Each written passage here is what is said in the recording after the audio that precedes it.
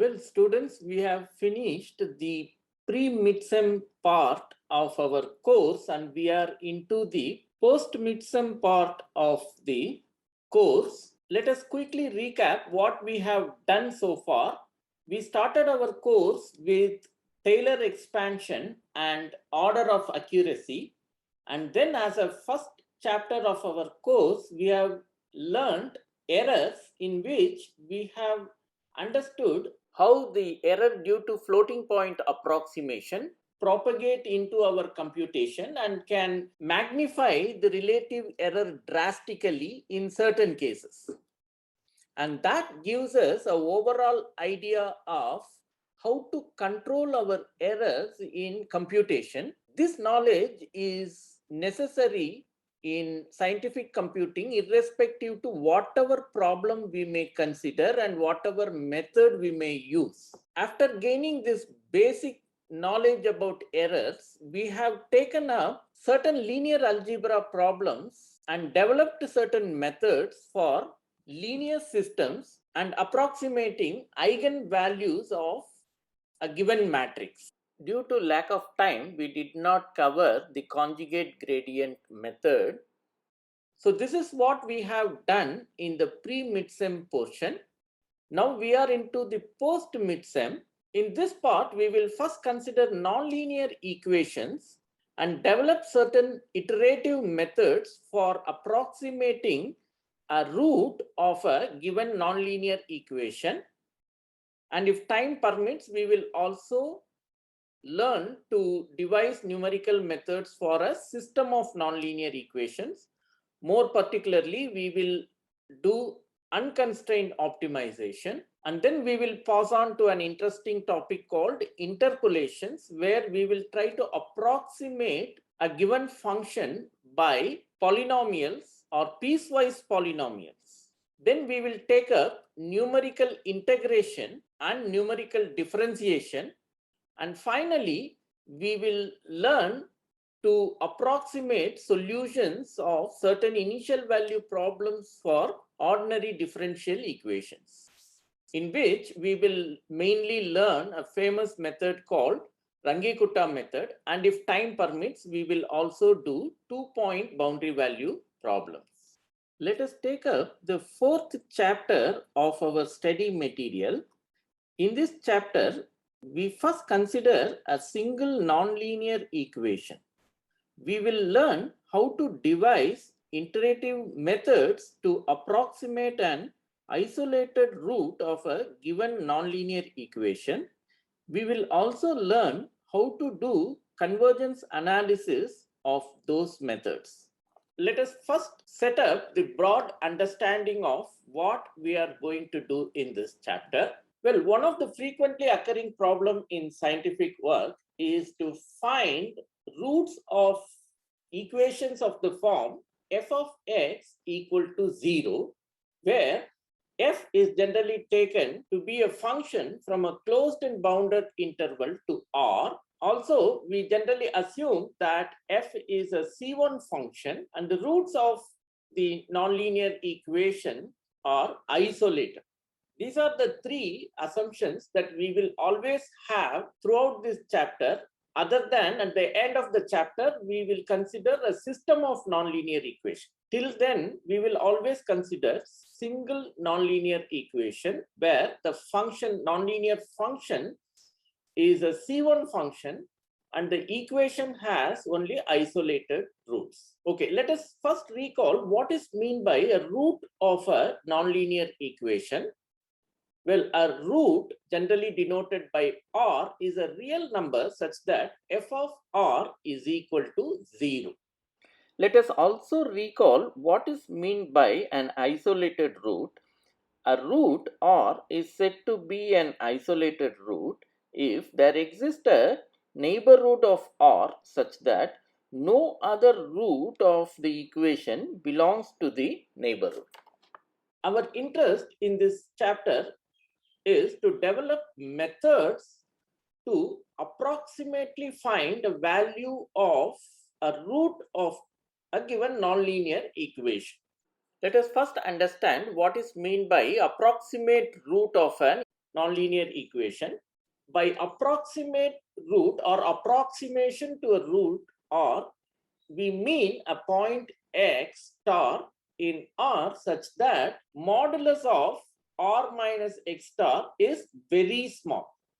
Well, how small? It is a user-defined parameter. You generally take an epsilon depending on what is your tolerance and decide that a real number x is an approximation to a root of your interest if modulus of R minus x star is less than epsilon. And not only that, that x star should also be in such a way that f of x star should be approximately equal to 0. If you recall from our last chapter, this is something which resembles our residual. In the last chapter, we were dealing with system of equations. Therefore, it was a residual vector. Here, we will call f of x star as the residual value or residual error. Let us try to understand the importance of these two conditions in order to declare a point x star to be an approximation to the root. Suppose if the graph of the function f is given by this, where you have the x coordinate and y coordinate here, then we say that R is a root of the equation f of x equal to 0 if the graph of the function f intersects the x-axis at the point R, right? Now, our interest is ultimately to find the value of R, but quite often in practical problems, it is not very easy because the function f that comes to us may be very difficult, that you may not be able to find the exact value of the root using any method that doesn't involve any approximation, right? Say, for instance, if it is a quadratic equation, you know how to find it. Beyond that, it is very difficult to find roots of a nonlinear equation. So our compromise is, well, if I don't know the exact value of R, can you give me a value, say x star, in such a way that mod R minus x star is less than some number which I will decide depending on my tolerance capacity, and that approximate value x star should also be in such a way that when I find the function value at x star, it should be very close to 0, right? See, here we should understand that there are two reasons why this condition alone may not be good to decide whether your x star is an approximation to your root or not. One situation is, suppose the graph of the function f is something like this, then even a point x star which is very close to R may lead to a large function value, right? Then it may not make sense for us to call that x star as an approximation to our root. Therefore, the first condition alone is not enough to ensure that the point x star that we obtained is an approximation to our root. On the other hand, suppose if you ensure the second condition, then what is the problem? Let us see. You may be having the graph of the function something like this. Your R may be here, but if you only check the second condition, that is the residual condition, that you may land up in a situation where you may be taking a point x star here as an approximation to your root, which is of course not true because your root is here, and since the graph of the function is going very near to the x-axis and then took a deviation, you may wrongly capture this point as a root of or an approximation to the root of the given nonlinear equation. Therefore, we will take both these conditions together to ensure that a given point x star is an approximation to a root. Well, we have now understood our basic problem, what kind of equations that we will deal with, and what is mean by a root of a nonlinear equation, and what we meant by approximation to a root, right? Let us get into the next step of developing methods. Basically, we will be interested in developing iterative methods. We have already developed iteration methods in two different problems, one in linear systems and another one in approximating eigenvalues for a given matrix, right? More or less, the same idea goes through for developing iterative methods to nonlinear equations also. The key steps are as follows. You need a starting point called initial guess. It may be one single point, x naught, or it may be more than one point, say x naught, x1 up to xm, say. The next step is the improving step, in which you will have an iterative process.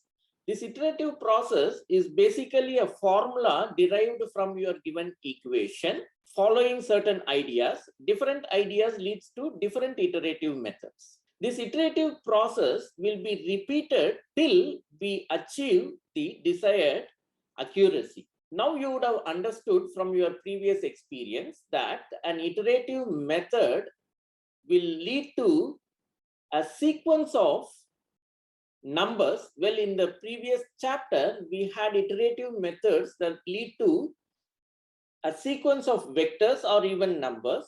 But here, since we are dealing with a single nonlinear equation, our iterative procedure or the iterative method will generate a sequence of real numbers. Let us call it as xn. Now the question will be that whether this sequence will converge. If it is so, what can we tell about the limit of this sequence? These are the next questions. The first question is how to devise a iterative procedure. Once you set an iterative procedure, it will generate a sequence of numbers. Then the next question is whether this sequence will converge or not. If the sequence converges, what can we say about the limit of this sequence? These are the typical questions that we are interested in. Therefore, in this chapter, we have always two steps that we would like to consider. One is devising a iterative procedure, and the next one is the convergence analysis of this iterative procedure. When you go to do the convergence analysis, we need to find some conditions. Quite often, these conditions are only sufficient conditions under which the sequence will converge, and of course, this limit of the sequence should be the root of our nonlinear equation which we are interested in. Often this convergence criteria will depend on the function f that defines the equation and its domain and codomain. The iterative methods that we are going to develop in this chapter may be classified into two types, namely the closed domain methods, which are also called bracketing methods, and another one is called the open domain methods. Under closed domain methods, we will develop two methods, namely bisection method and regular falsi method.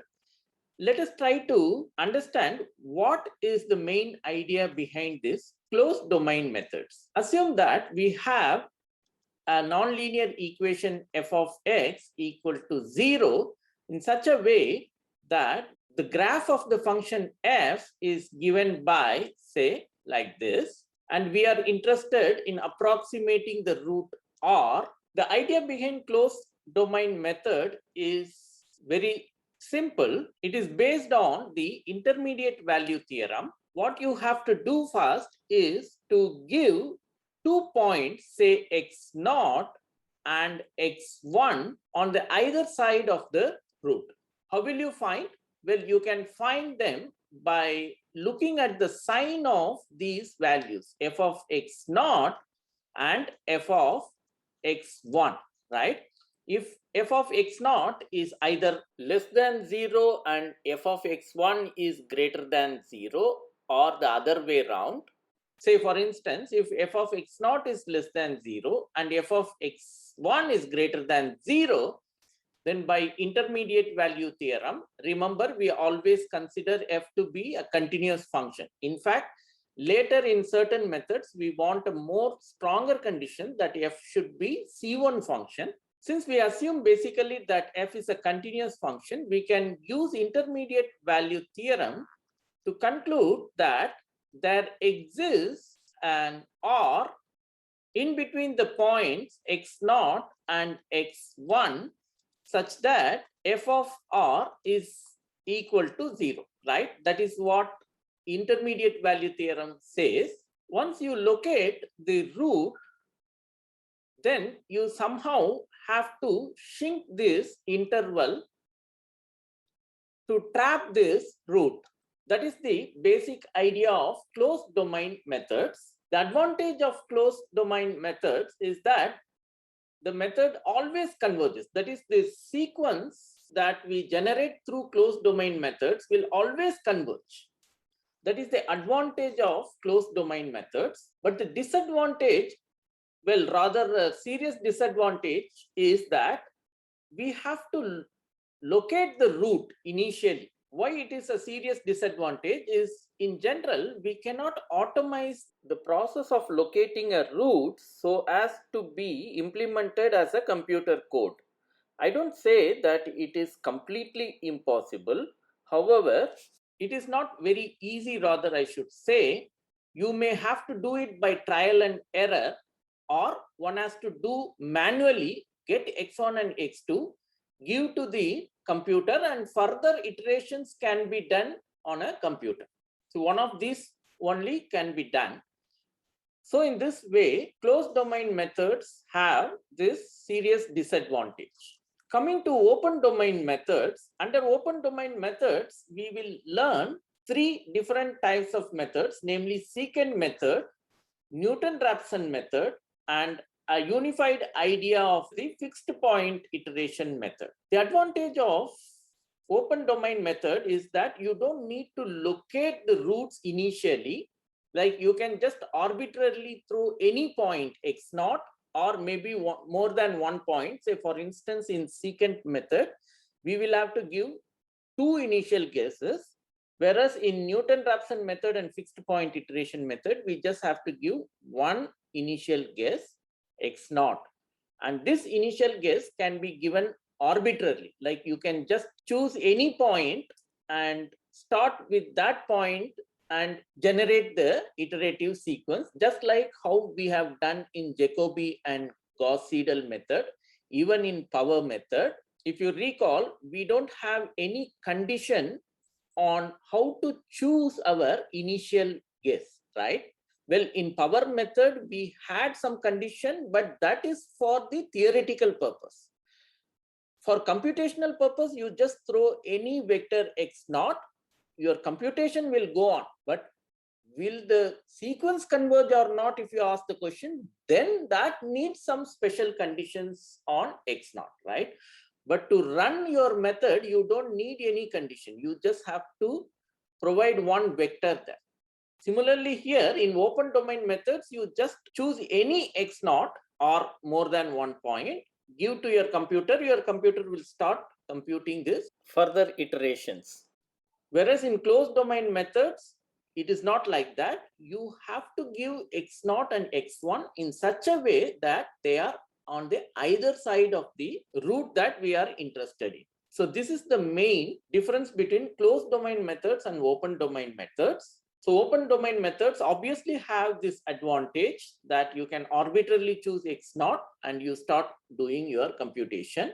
Whereas the disadvantage of open domain methods is that the sequence may not converge. Therefore, you have to put effort to really find what are all the conditions under which the sequence generated by open domain methods converges.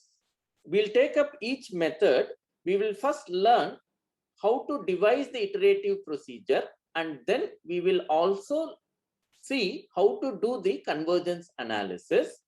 In closed domain methods, we will see that once we choose the initial guesses on the either side of a root, then the sequence will always converge. Whereas in open domain methods, we need to produce some sufficient conditions under which the method converges.